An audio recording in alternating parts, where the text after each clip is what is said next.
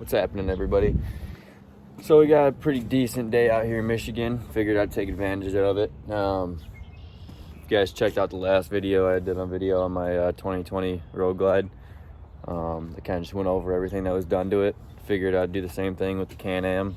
I know there's a lot of side-by-side people out there. They really like to get down with it. So figured I'd do a video of that, just kind of go over it, everything I got done. It's 2019 Can-Am Turbo R XDS. It's not top of the line. It was a 172 horsepower when we got it, and I did a decent amount of work to it. Just pushes good power. What else? I'd like to put it on a dyno just to see what the numbers are, honestly, but kind of need to figure out where a dyno is at. So yeah, let's get after it.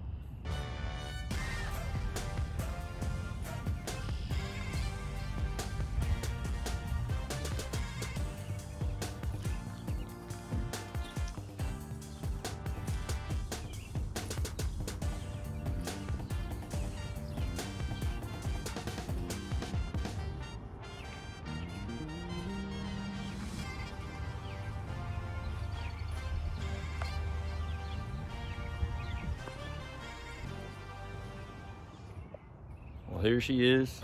Like I said, it's a 2019 Can-Am. I did some tasteful mods to it, I guess you could say. We went ahead and did method wheels with these are 14s. I really wish I would have went to 15s just so you could have a different tire combination lined up with it. But yeah, I got the 32s, ITPs, Terra hooks. So far, I like them. They're doing pretty good. They hook really good. Yeah.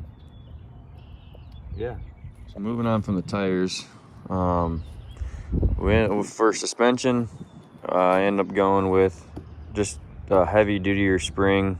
Makes the car sit up a little higher. Shock therapy did a really nice job on their silver springs they got going on for Polaris and Can-Am. I'm sure they make other brands as well, but yeah.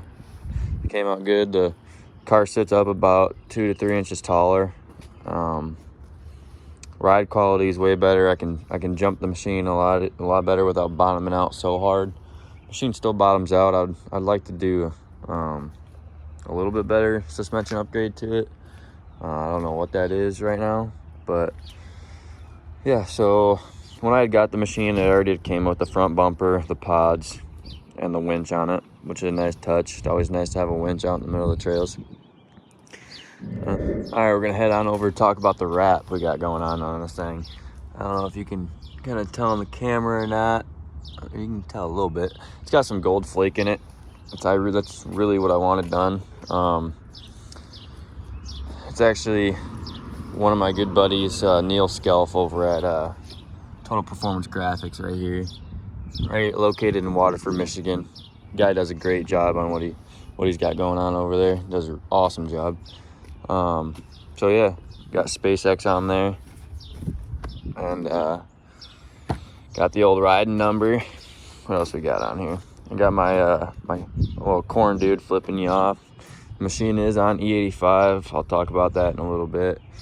But yeah, we got the YouTube name on there, Slapneck. And then she is powered by EvolutionPowersports. She does a great job. She runs great. Loving the machine and how much power it delivers. Got the Fox logo and the monster. I just thought the green would pop with the purple, so kind of want to throw that on there. What else we got? Originally it did say Can-Am right there, so we left that on there with white. I liked it on there. Looked decent. Yeah, since we're heading back to the back of the machine, I guess we could talk about, well, it's got a little storage compartment back here. It's always nice to have some storage when you're out in the trails. Got the little tool bag, spare belt. I just went ahead and put a 2.5 gallon, 2.6 gallon tank on the back with burning E85. I mean, it does, the fuel drops significantly a lot more. So it is nice to have the extra 2.5 gallons. Currently, I still do have the stock radius rods on the rear. I Haven't bent one yet, knock on wood. They're treating me well. Yeah, let's keep praying for those.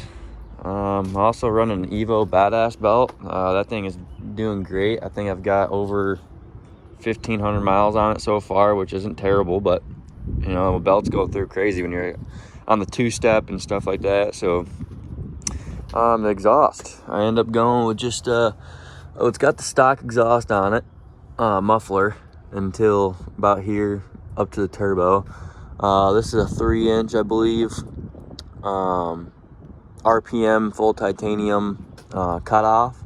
So as you can see, it cuts off. It's like a little fishtail, cuts off right there. You can open and close it when you want. It's pretty nice. I like it, especially when you're going into, you know, race mode. So you can open that bad boy up, hit the two-step, and she pops like a mother. So yeah, that thing looks pretty sweet. I like the way that came out a lot. We already went over suspension, tires, wheels. These methods look so good on here.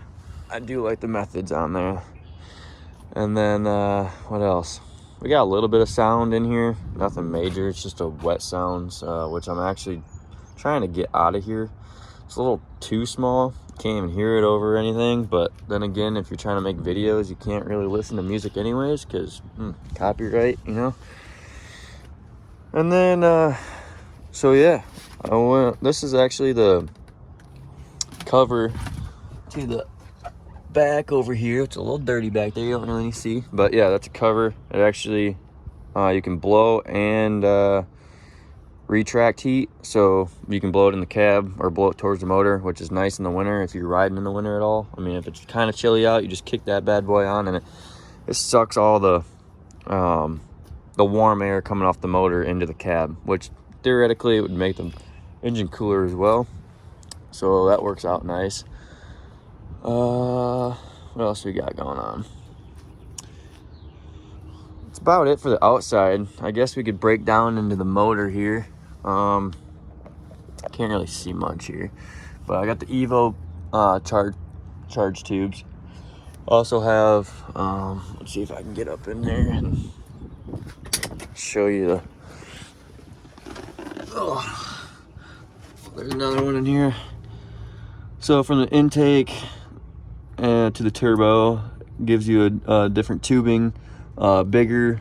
They also have to cut the stock intake out to open it up. They give you a bigger mouthpiece that allows more airflow.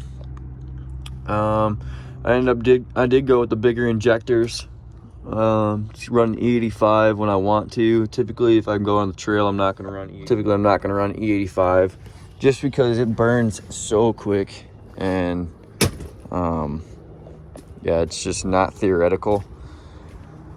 But yeah, so I end up having to go with this Evo brace for the intake. I guess we're having a really bad issue with them flexing and actually snapping or cracking. So this brace kind of keeps it steady. So when you're building the power that you are, I mean, it's not gonna flex, which isn't the most ideal way to do it. They do make a billet, I believe, intake manifold, which would be way better. You're not gonna be breaking or cracking or anything like that. Got the Evo blow-off valve. What else we got? You do have to do a different wastegate depending on what tune you go with. But yeah, that's about it for the Evo stuff. I mean, I end up having to do I think it was a 2600 RPM chain, like the spring and the clutch. So we had to change that out, just so you could launch it at right at, like I said, 2600 RPMs off the two-step. So we went ahead and switched that out. I'm really looking at doing maybe a different primary clutch. I know Evo's got a badass clutch setup out there, so we'll look into doing that. What else we got going on here? Interior wise, we just got the PRB harnesses. Also, I do have the stock cage on here, which is not good, especially since we do jump this machine a decent amount in the dunes, and we know that the stock cages are not that tough. Like, you definitely, if you land bad, it's not. All right, so I figured I'll jump up in here and get her started for you. See what she sounds like. Nothing crazy. We do got the launch mode here. Nice little girl. And then we got party mode. So that's nice. I'll open that and I'll go show you guys what it sounds like behind.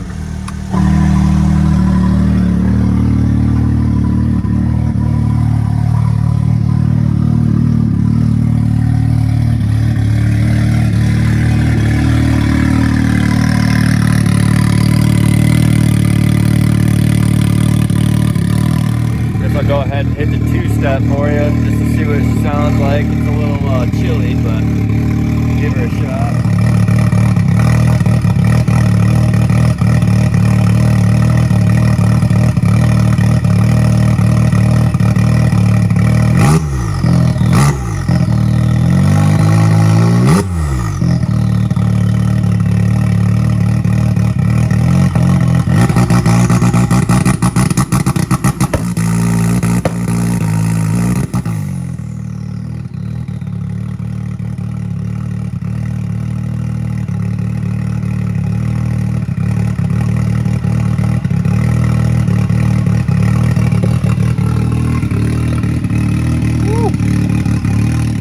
That's gonna probably wrap it up for today with the 2019 Can-Am Evo Stage 5 kit.